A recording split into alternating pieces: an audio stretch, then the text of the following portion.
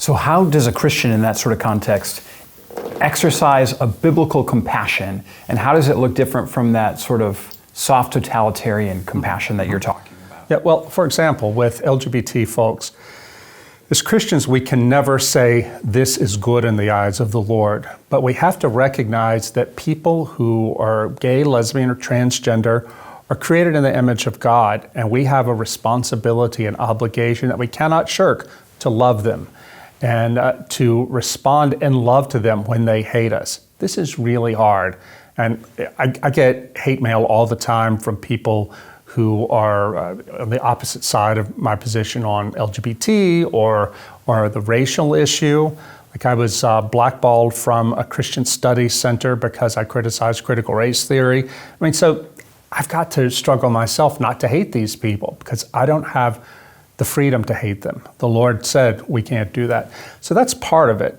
But it's also true that we have to, as Christians, know what we stand for and why we stand for it. We have to know that Christianity is not just about being nice. It's about being faithful to the truth, faithful in love, but faithful all the same. The kind of truths that the Bible teaches us about sexuality, for example, will sound hateful and mean to the ears of the world. We can't help that. We have an obligation to be faithful, no matter what it costs us. I remember a few years ago, I went to give some speeches, some lectures at an evangelical Christian college, a conservative one. After the end of the first lecture, all the students were there, like 900 students. I had been talking about the disciplines of the spiritual life and how important that is. One of the young women there in the group raised her hand and said, "Sir, I don't understand what you mean by disciplines. Why isn't it enough just to love Christ with all our heart?"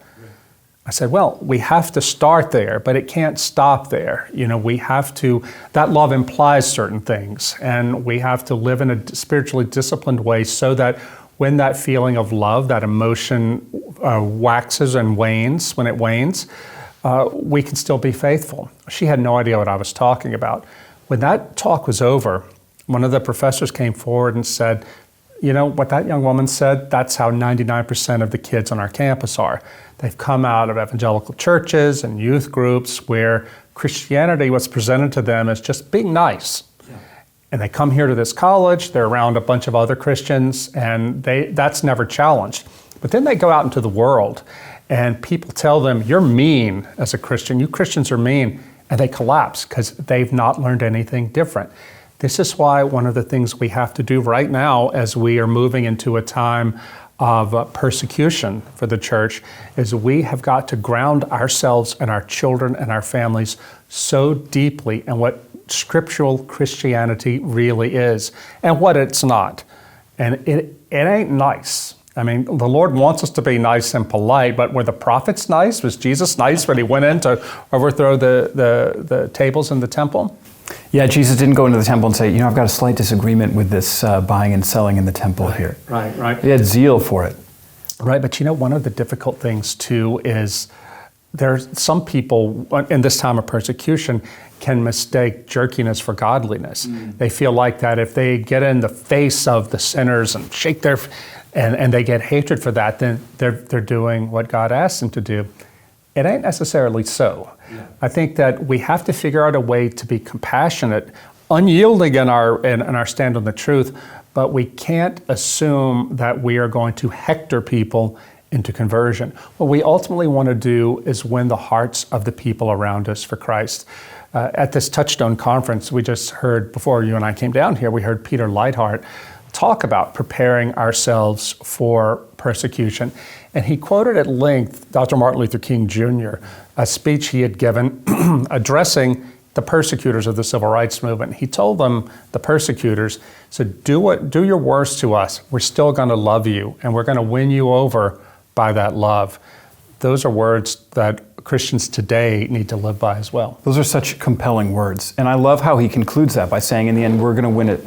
We're going to win you in the process. And so our victory is going to be a double victory. Right. And so, I guess, like Christian compassion is compassion that directs people towards the truth in love, not just is nice to someone so that you're not bothered. Right.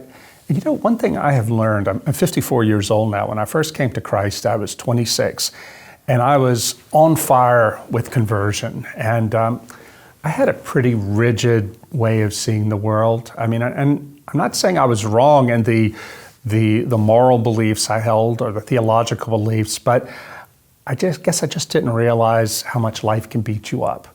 Well, between the ages of 26 and 54, a lot can happen, and a lot did happen.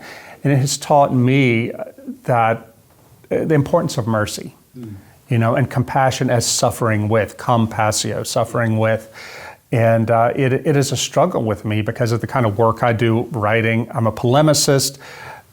Strong writing is something that we seek out. But I have noticed too that sometimes when I meet people face to face, they're always surprised that I'm actually a nice person. And that shocks me because I think I'm a nice guy, but it turns out that my writing has been so strong in making a particular theological or moral point that it has caused some people to think that I had a cruel streak. So this is something that I have to struggle with in my own repentance, to think about, did I have to say it just that way? Or was I trying to be clever for the sake of being clever? And there's no formula for doing this, because if you only speak in gentle tones all the time, you're not going to say what you need to say. People won't hear you. But you have to be prophetic without being cruel. That's a difficult thing.